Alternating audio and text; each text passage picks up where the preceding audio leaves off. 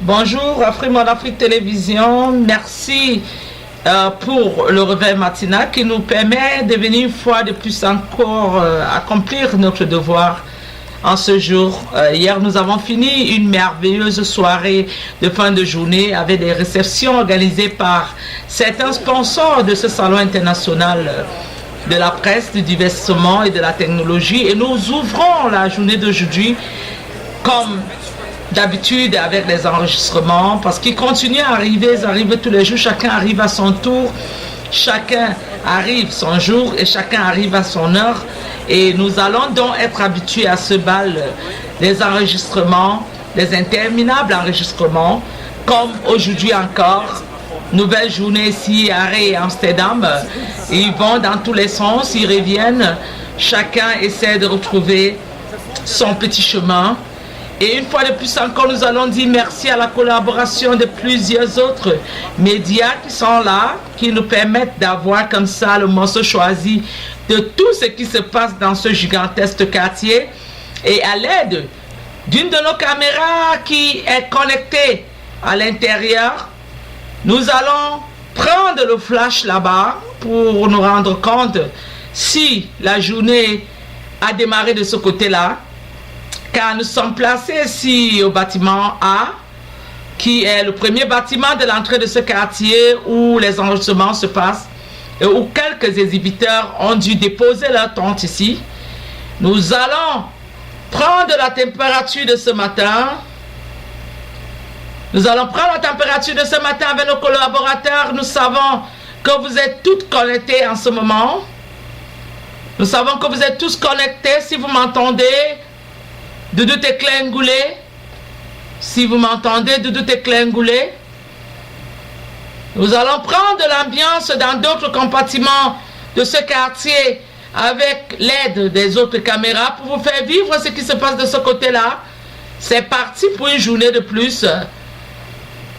Caméra deuxième position, si vous m'entendez. Deuxième caméra, si vous m'entendez. Nous allons vous renvoyer l'antenne pour vivre ce qui... Avant de retrouver l'équipe de production qui est basée sur le hall de l'exhibition, nous allons passer la majorité de notre journée aujourd'hui. Deuxième caméra à l'intérieur, température, ambiance, à vous.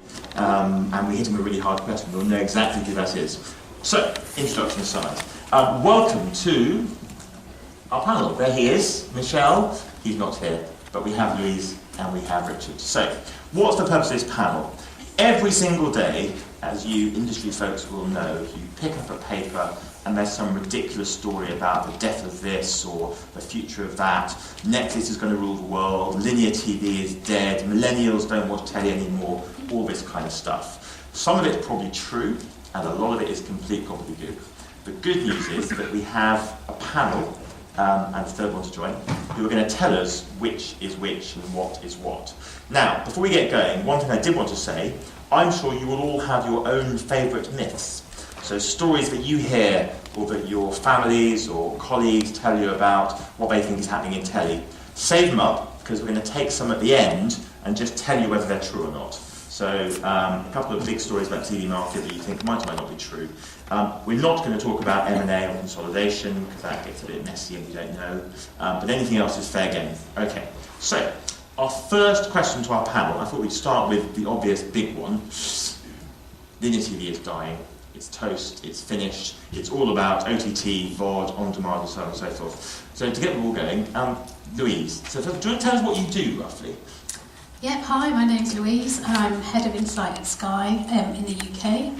I look after all the Insight projects for a range of clients within Sky, looking predominantly kind of the entertainment, marketing and strategy. So you must hear this all the time. It's one I do hear quite a lot. And is this a myth? Well, according to our industry standard measure, which is BARB, 85% of standard TV set viewing is live. So, but it's changing obviously, it's down from 100%. It is, so it's, obviously we live in a period of change, increasing device penetration, changing consumer habits. We are seeing declines, we're seeing increases in, time-shifted viewing, we're seeing increases in viewing to content across different devices, but live TV is still the most popular way, certainly from a UK perspective, to watch TV. I mean, clearly there are demographic differences. UK has an ageing population, and therefore, broadcasting is the audiences for broadcast are getting older, and the younger generation. So you're saying linear TV is not dying, but the audience is? No, I'm just saying that the audiences are getting older, right? And the younger generation are tending to watch content on a range of different devices. Would you accept that linear TV is mortally wounded? Has a slight cold? Well, I'd say it's certainly it's in the pattern suggests it's in decline. And how far down? So 85% now, by 2030, 10% linear? I don't know. Shame, I was hoping to draw you on that one. Right, Richard. Yes. So, tell us what you do at RTE. So I'm the Director of Transformation and Technology, so I have three responsibilities. I look after transformation within the company, the internal transformation. I also look after all of our technology, all of our broadcast and IT technology. And then I also look after Serview, which is the free-to-air TV platform in Ireland. And I'm afraid last night was a very late night and a very long night because we won one of the Innovation Awards. So what we could say is that there might be a slight increase in the mean facial reflectance, but it's not huge. Areas of extreme brightness caused by perspiration were removed by the makeup. But what you can really see is that the standard deviation, so the width of the peak, is increased by the addition of shadow and highlight details. So the shadow and highlight details are added to overcome the sort of flattening effect of the lighting in the TV studio. So the conclusions, we can calculate the range of HLG Luma levels for each Fitzpatrick skin type. We measured the levels, mean levels, and they matched the calculated Luma levels. The Australian government questionnaire seems to be best suited for skin types 1 to 4 because it's to do with tanning and sunburning. Makeup has a significant effect on perspiration-induced shine and much smaller effect on average luminance levels. And due to the perceptual effects of hair colour and makeup colour, you should probably be assessing luminance levels on a waveform monitor or with zebras. And we produced a chart of signal levels for different skin tones for HLG, which we sent to the International Telecommunications Union, and they have taken this on board and put a new table into their production document, which lists how to use zebras for various skin tones. Any questions? Please put them on Slido. And thank you.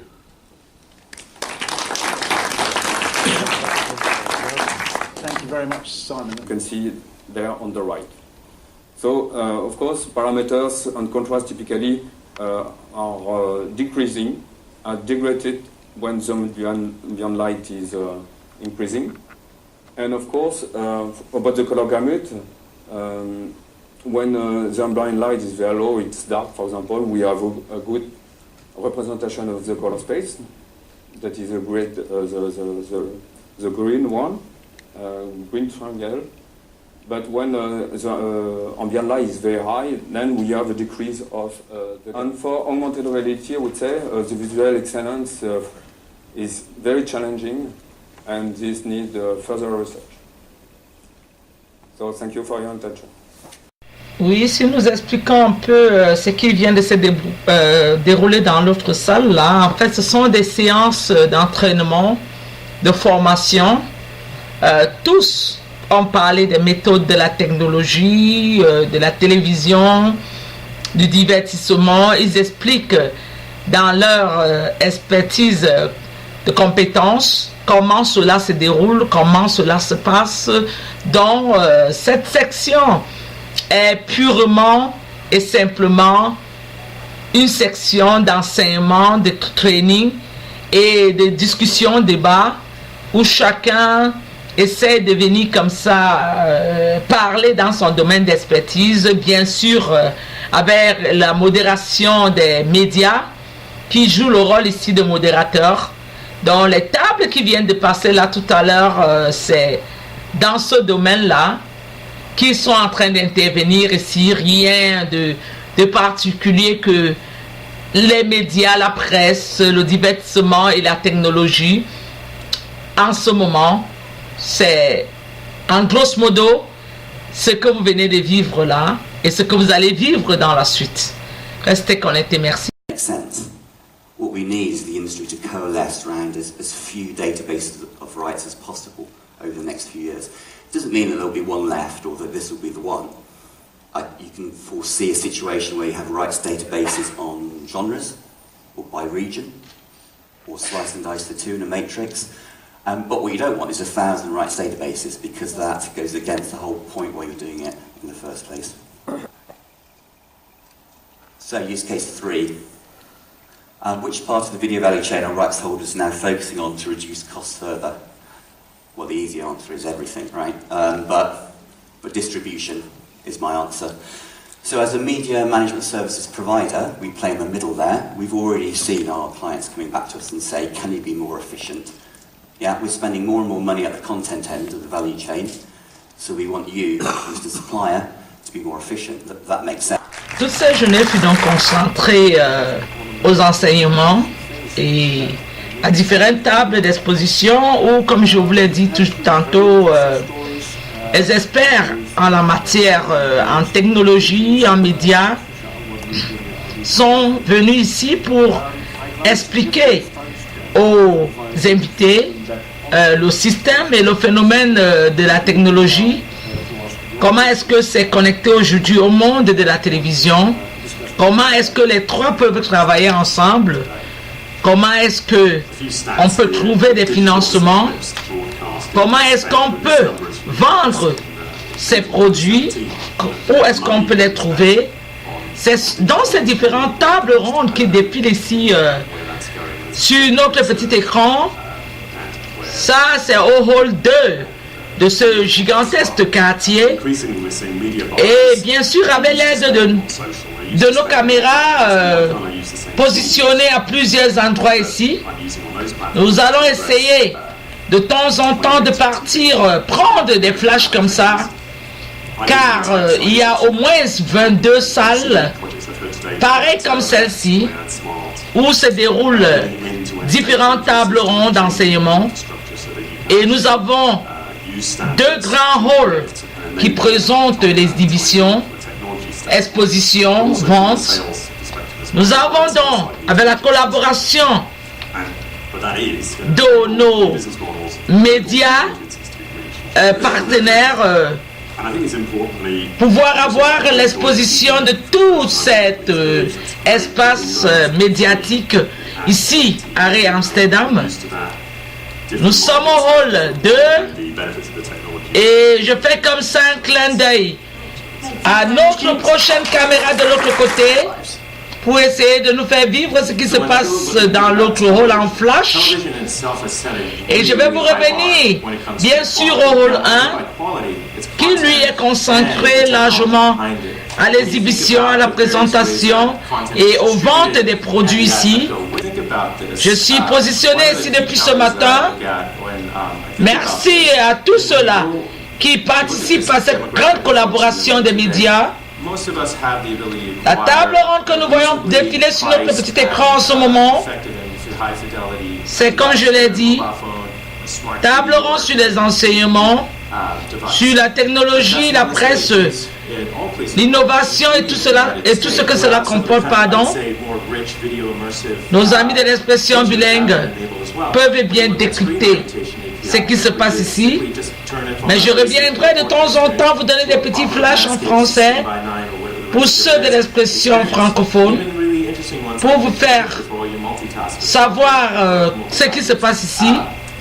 Je ne peux pas t'aller mot par mot, car il sera difficile de pouvoir en même temps suivre cette conférence, que nous aussi nous suivons sur le petit écran moniteur que nous avons ici, et nous allons repartir pour vous comme ça, pour vous laisser écouter quelques mots encore de cette formation.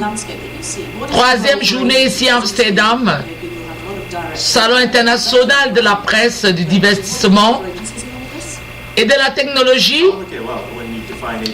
Pour ceux qui ne connaissent pas, je vais souligner ici que ce salon il fait un peu le tour du monde.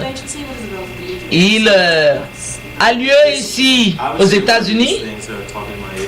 Nous a-t-on dit, il y aura un à Bombay, en Inde, comme ils appellent Bombay, la ville de Bombay, la ville où se passent tous les grands tournages de cinéma hindou. Ce forum du Salon international va y séjourner là-bas aussi. Il va en Finlande.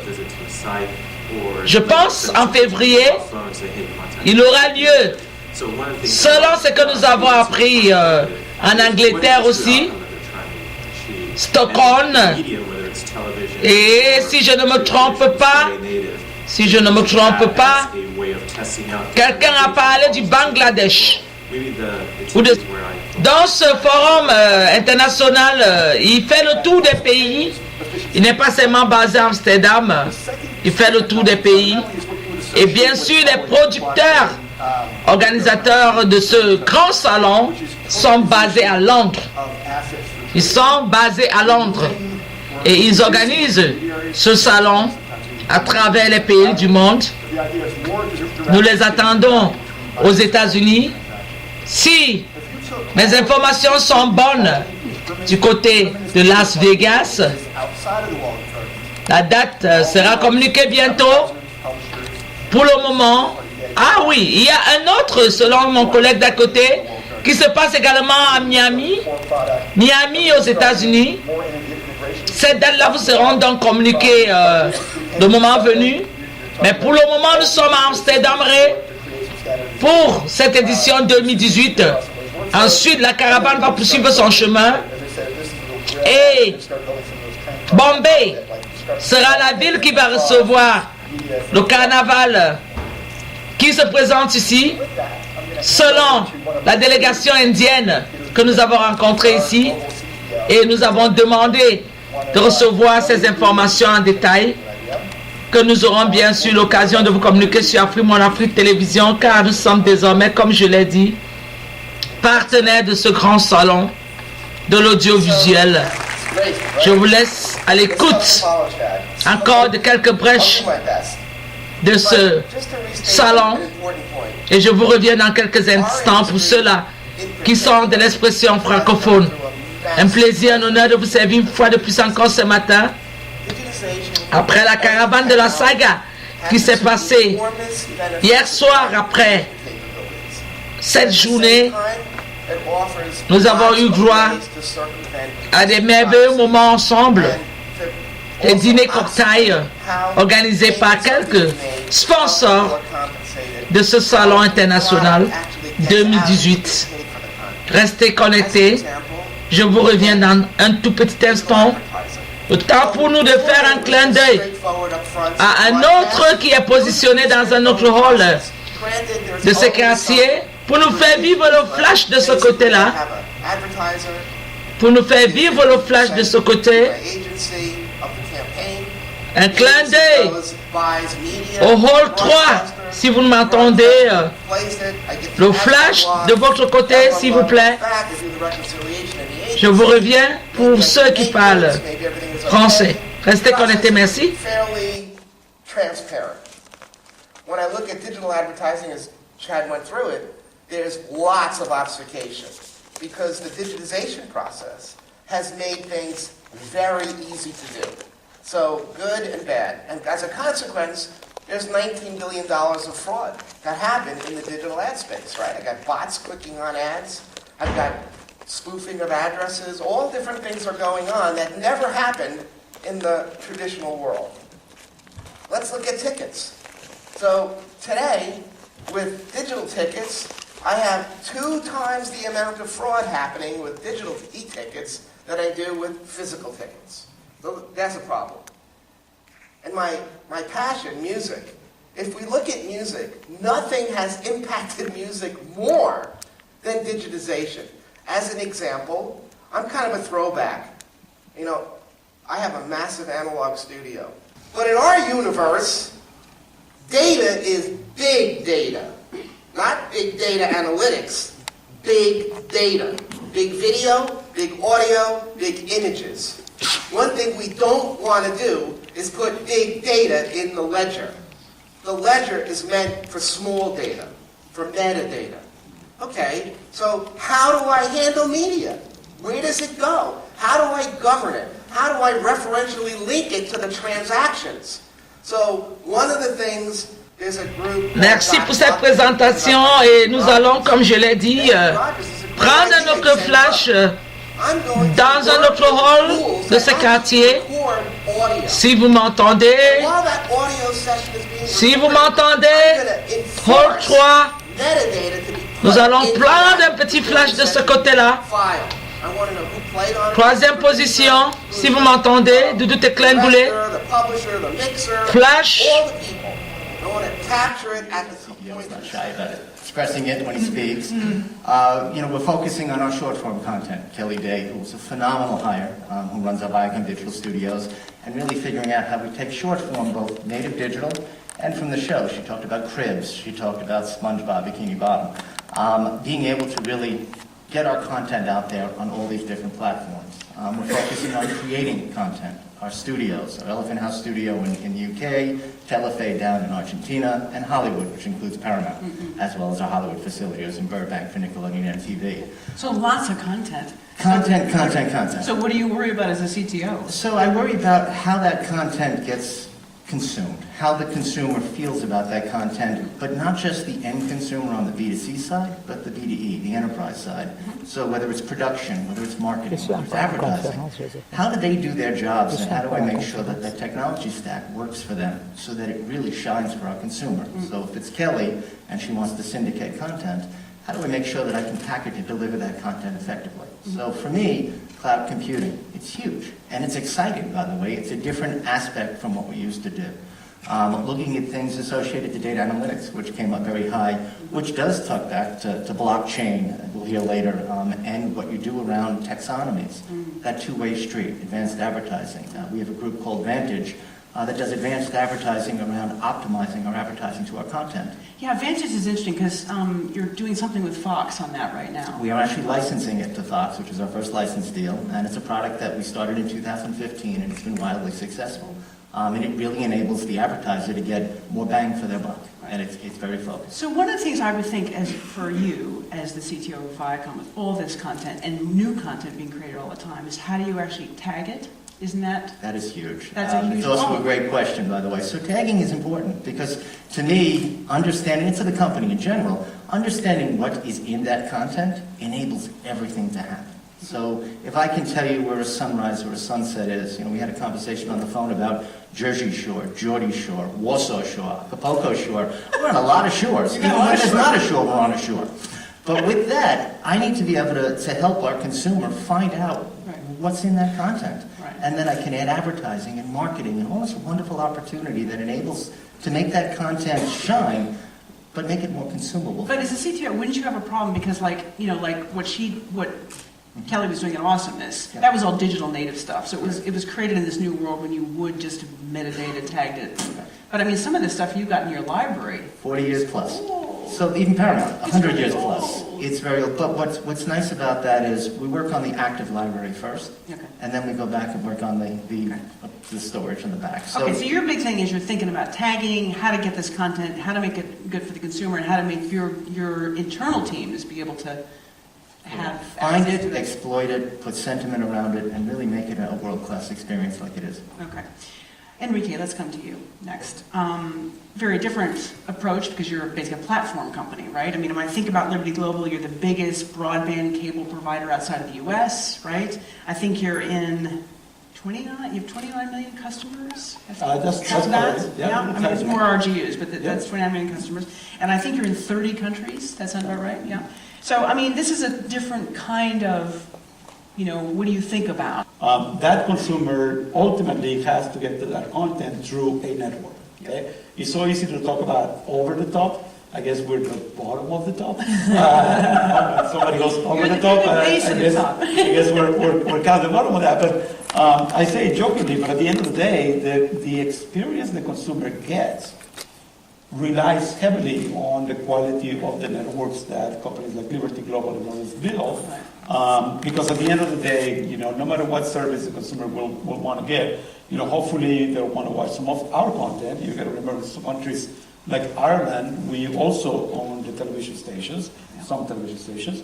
In other countries, we own only the aggregation service and the broadband underneath it. And yet in other countries, we also own or have a participation on the mobile network. The mobile, yeah. Okay? So what's very important for us as a company is to ensure that the technologies that we're selecting and how we interact with partners, especially on the content side, are really going to bring the consumer that.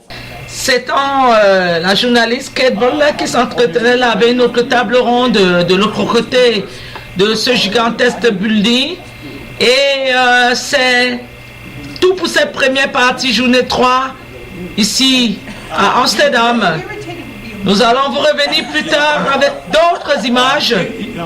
C'est un plaisir, un honneur une fois de plus de vous servir dans le pays de la reine Béatrice qui est actuellement gouvernée par son fils Alexandre. Amsterdam, troisième journée. Un pays plein de vélos comme vous voyez là. Flash d'une de nos caméras stationnées à l'extérieur du building. C'était donc comme ça, grosso modo, pour vous servir encore ce plat chaud en ce jour d'aujourd'hui. Beaucoup à découvrir encore ici, comme nous avons dit, ce forum il va courir durant toute la semaine. Journée 3, première partie. Tout à l'heure, nous aurons droit à l'ouverture des cérémonies, des dîners cocktails présentés par certains sponsors. Tous les soirs, ça aura lieu ici, à Amsterdam. Ces dîners qui permettent de clôturer la journée en beauté. Durant les 2 premières journées, nous sommes rentrés satisfaits. Nous espérons que ce soir encore, il y aura beaucoup d'élus qui vont rentrer avec le sourire. Hier, certains ont même perdu la voie de leur hôtel. Les bus ont dû souffrir pour récupérer certains. Mais c'est ça aussi la fête. On s'enseigne dans la journée, on fait du business. Le soir, on se détend un peu, on boit un verre, on cause avec les amis, on danse. C'est ça l'autre richesse de ce grand salon international de l'audiovisuel qui se tient en ce moment à Amsterdam en Europe. Je vous reviens plus tard pour une autre partie de ce marathon de la presse, du divertissement et de la technologie. Comme je vous ai dit, partout le monde bougera, nous y serons pour vous, votre servante auditrice, la princesse journaliste Doudou Tekle Ngoulé, la fille de papa. C'était un honneur et un plaisir, une fois de plus, de vous avoir connecté. Bonne soirée. À bientôt. Merci à nos collaborateurs. Merci pour ce travail. Si, comme un seul homme, l'amour et la solidarité de la presse, on la découvre ici à Amsterdam. On s'entraide comme on peut. On se supporte comme on peut également. Merci à vous tous pour votre collaboration. Je vous reviens bientôt. Amsterdam 2018. La saga ne fait que continuer. Nous n'avons pas encore mis la clé sur le paillasson, que nous vous reviendrons dans quelques instants seulement, dans quelques heures, comme je voulais le dire, pour vous faire vivre un autre parti. Cette beauté dont notre caméra extérieure nous fait vivre l'ambiance. Question de vous faire voir tous les compartiments de ce gigantesque quartier en cette journée, troisième journée ici, Amsterdam. Au revoir et restez connectés. Merci. C'était tout pour aujourd'hui. Restez accompagnés dans l'ambiance d'un des nôtres qui est complètement naturalisé ici. Et c'est sur ces pas de danse que nous vous laissons. Je vous retrouve à la première heure demain. La soirée a commencé, nous sommes dans l'ambiance et bien sûr avec un qui a traversé de l'autre côté. Je vous laisse décortiquer la belle danse. Au revoir et à bientôt.